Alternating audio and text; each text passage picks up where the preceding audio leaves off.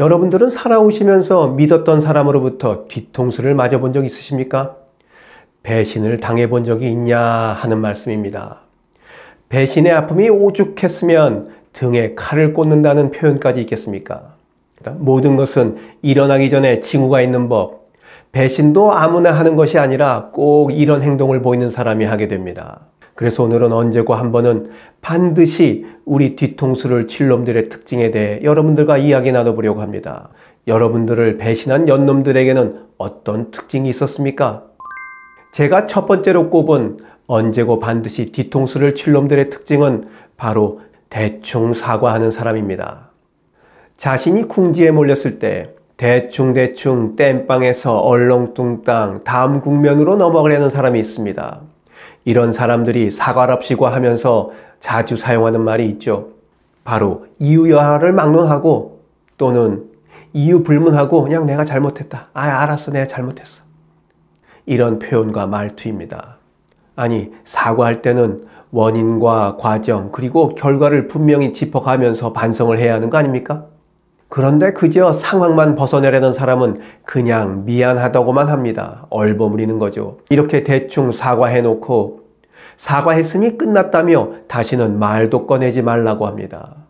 제대로 사과하라고 하면 적반하장으로 도대체 언제까지 몇 번을 사과해야 하는 거냐며 피해자를 강박증에 걸린 사람 취급합니다. 이렇게 대충 사과를 받아주고 또 한 번의 기회를 주신다면 그건 내 뒤통수를 내주오는 것과 진배 없습니다. 반드시 뒤통수를 맞게 되어 있다니까요. 그런 놈들한테는. 그래서 진심 어린 반성 없이 대충 사과하는 사람에게는 약한 마음에 그냥 용서한다 말씀하시면 안 되는 겁니다. 언제고 반드시 뒤통수를 칠 놈들의 특징 두 번째는 나중에 잘해줄게 라는 사람입니다. 나중에 보자는 사람 치고 무서운 놈 없다는 말이 있듯이 나중에 잘해줄게 라고 말하는 사람 치고 제대로 된 대가를 지불하는 사람은 한 명도 없습니다. 일은 이것저것 온갖 허드렛 일까지 다 시키면서 지금은 형편이 좀 어려우니까 나중에 우리 잘 돼서 사정이 나아지면 그때 2배, 3배로 그냥 보답해 주겠나라고 사탕 발림을 하는 사람들이 있는데 이런 사람들은 절대 믿어서는 안 됩니다. 형편없는 대우를 해준데도 기약도 없는 말에 속아 붙어 있다면 고마워하기는커녕 바보 취급하며 무례하게 굴기까지 합니다. 나중에 진짜 잘 되면 야 그래 네가 1등 공신이다 뭐 개국 공신이다 하면서 잘해줄까요? 천만의 말씀입니다. 진짜로 나중에 잘해줄 마음이 있는 사람은 형편이 넉넉지 않은 상황인 지금부터라도 제대로 된 대우를 해주려고 노력합니다. 진심은 말이 아니라 행동에서 나오는 거니까 말입니다. 그러니 제발 나중에 잘해주겠노라 보답하겠다는 말을 믿고 뒤통수 맞는 일이 없기 바랍니다. 언제고 반드시 뒤통수를 칠 놈들의 특징 세 번째는 사소한 이익에 목숨 거는 사람입니다.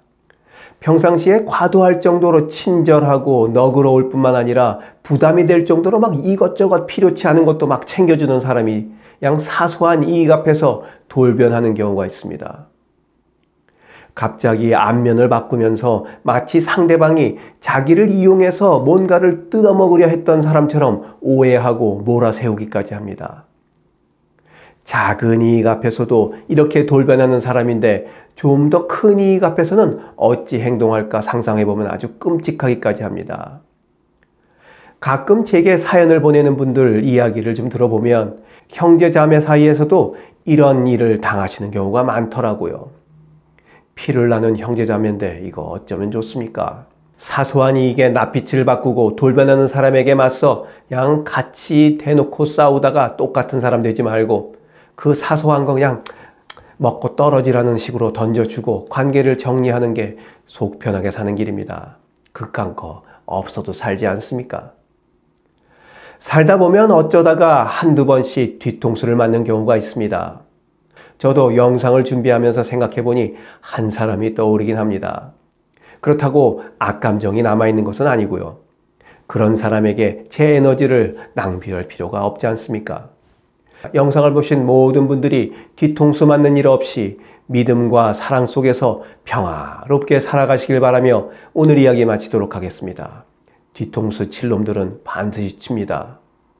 지금까지 원더풀 인생 후반전이었습니다. 감사합니다.